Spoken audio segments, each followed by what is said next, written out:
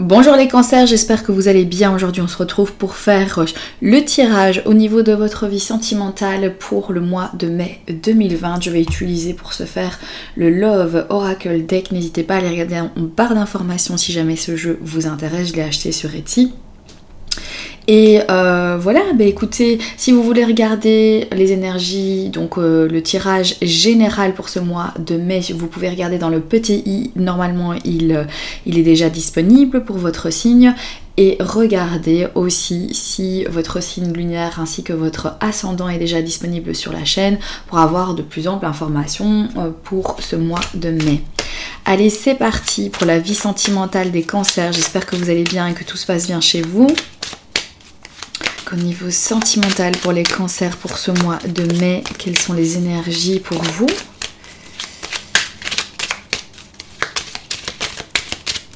Pour ce mois de mai, cancer sentimental. Alors, la séduction, la transformation. Donc on est dans la séduction, on se fait séduire, on séduit. On transforme peut-être certaines relations que l'on a. Une option, un risque à prendre. Voilà, les cartes sont entre vos mains. Allez, on va regarder au niveau de la coupe. Oui, non, ça, il y en a beaucoup trop ici qui sont tombés. On va regarder au niveau de la coupe. Allez, cancer.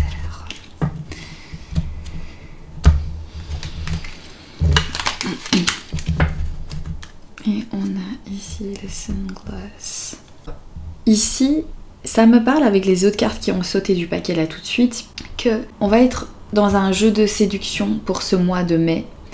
Peut-être que du coup, ce jeu de séduction va se transformer en autre chose, puisqu'on voit les choses en fait d'une autre manière. Hein.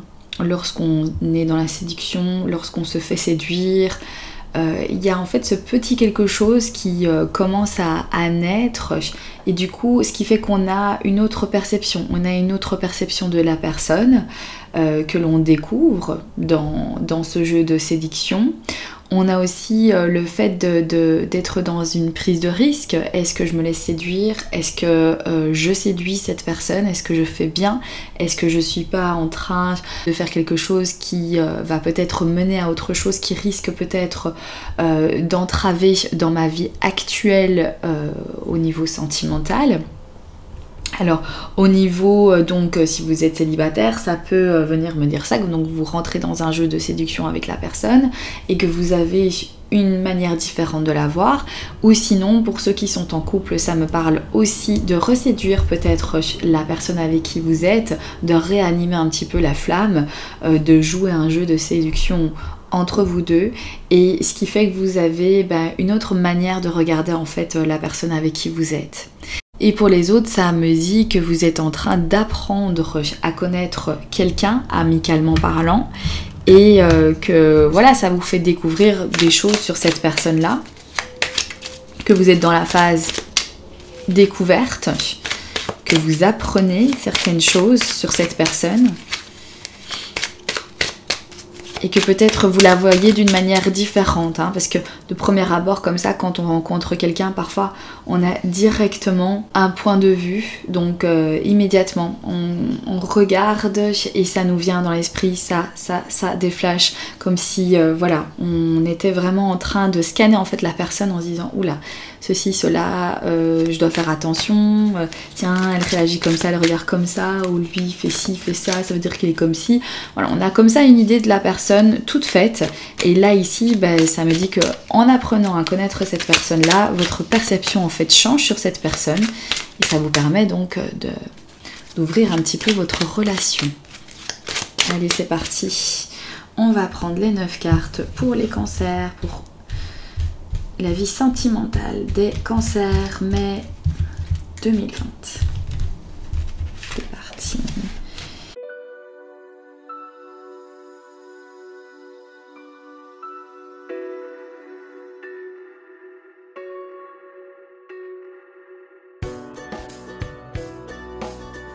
Alors, on a la carte ici des addictions. Donc ici on parle d'obsession, de possession, de contrôle sur l'autre personne. Peut-être que vous étiez ou est-ce que vous êtes dans un état d'esprit ici comme ça pour ce mois de mai, dans un état d'esprit où vous avez besoin de contrôler, de savoir tout sur la personne, de savoir tout ce qu'elle fait, tout ce qu'elle dit. Vous êtes tellement accroché, attaché à une amie, un ami, un amant, une femme, un homme, où vous ressentez en fait cet attachement pour cette personne-là et vous avez besoin de contrôler tout, de savoir tout, peut-être parce que par peur de perdre cette personne. Donc ici c'est comme si vous étiez addict en fait à cette personne-là. Hein, peut-être que c'est vous qui êtes addict ou peut-être que c'est l'autre personne qui est addict à vous et qui du coup est dans et que elle est en train de vous contrôler tout le temps. Elle veut tout savoir sur ce que vous faites, sur sur ce que vous dites, sur comment vous avez réagi, sur vos faits et gestes en fait, hein, donc dans le contrôle de tout ça. On va regarder la carte du centre ici. Alors c'est la carte de l'horloge. Ici, on a besoin de temps. On est éventuellement dans la guérison de certaines choses. Ça me parle aussi de progrès. Donc pour progresser, il faut se permettre un arrêt, un temps de pause afin d'assimiler certaines choses, de prendre le temps de guérir, de penser ses blessures, de passer à une autre phase de sa vie. Donc soit c'est au niveau ici de cette addiction. Donc est-ce que vous avez vécu une relation avec quelqu'un qui était vraiment dans le contrôle de vos faits et gestes, ou c'est vous qui étiez donc complètement addict à cette personne-là et que vous vouliez tout savoir sur ce que faisait cette personne en temps, en heure, et que ici maintenant vous passez en fait à autre chose. Alors soit c'est votre couple actuel dans lequel vous êtes, et ici on me dit voilà, prenez un temps pour vous, arrêtez-vous, une petite pause, le temps de remettre en fait certaines choses en ordre dans votre tête, sur votre comportement aussi envers l'autre, et de passer peut-être en fait à autre chose, de progresser dans votre relation et de ne pas donc rester dans ce contrôle qui fait que l'autre personne va aussi se sentir complètement emprisonnée et va se sentir mal et pourrait aussi prendre le risque de partir, de vous quitter. Donc ce serait vraiment dommage. Donc ici on me dit voilà, un temps d'arrêt, une pause. On a besoin de pause. On me parle ici d'abondance et de la carte de Cupidon. Voilà. Donc ici, on parle de garder en fait à l'esprit quelque chose de positif. Si vous êtes dans le contrôle de votre relation, c'est peut-être parce que vous n'avez pas assez confiance en vous. Vous n'avez pas assez confiance en vous, donc du coup vous le reflétez en fait sur l'autre personne. Et vous êtes dans ce besoin de tout contrôler. Mais ici, ça me parle en fait d'invitation à l'amour. L'amour arrive vers vous. L'amour est là aussi. Donc voilà, ayez confiance en vous. Prenez ce temps de pause, c'est important pour que vous puissiez en fait comprendre certaines choses et vous permettre de progresser en fait dans votre attitude. Ça peut aussi me parler donc pour ceux qui ne sont pas forcément en couple, mais peut-être en train de séduire en fait une personne. On me dit ici, ne tombez pas dans vos vieux démons, ne rentrez pas de nouveau dans une relation où vous allez en fait développer plus le contrôle de l'autre personne, ou alors l'inverse, hein, ou alors c'est vous qui allez vous faire contrôler par l'autre personne. Donc on me dit ici, voilà, restez positif. Cette nouvelle relation en fait, elle se passe, elle se crée, il y a une alchimie en fait entre vous deux, vous commencez à vous connaître et l'amour arrive petit à petit. Soyez patient aussi, on me dit ici, soyez patient. Donc si vous êtes dans la rencontre à l'autre, si vous êtes dans la séduction en ce moment, on me dit aussi ne précipitez pas les choses, laissez venir en fait petit à petit ce qui se passe entre vous deux, parce qu'ici l'amour arrive. On me parle aussi de belles choses, de choses positives. Gardez ça en tête et restez aussi patient, n'allez pas trop vite non plus, parce que sinon peut-être que certains vieux démons pourraient venir faire surface.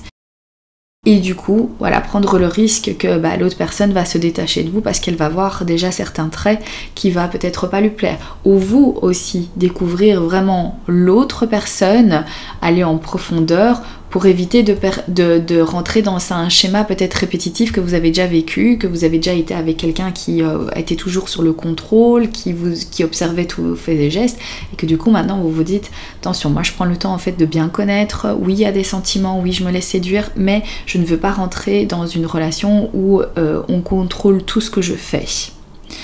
Donc voilà, prenez votre temps ici, ça c'est vraiment important.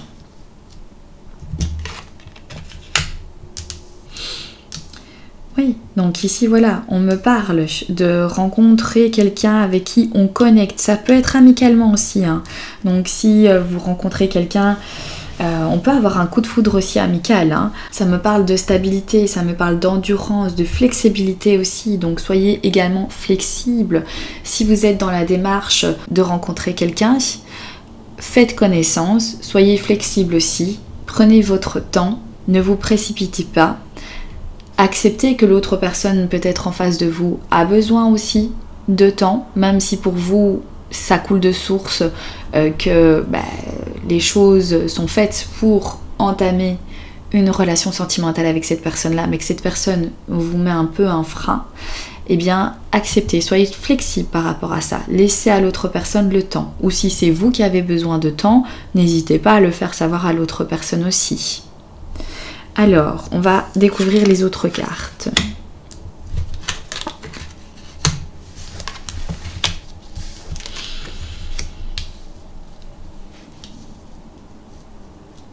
Voilà, donc alors ici on parle d'un nouvel état d'esprit. On me parle de transformation, d'une nouvelle phase, voilà, pour vous grandir, pour progresser. Il y a la carte ici du bateau aussi.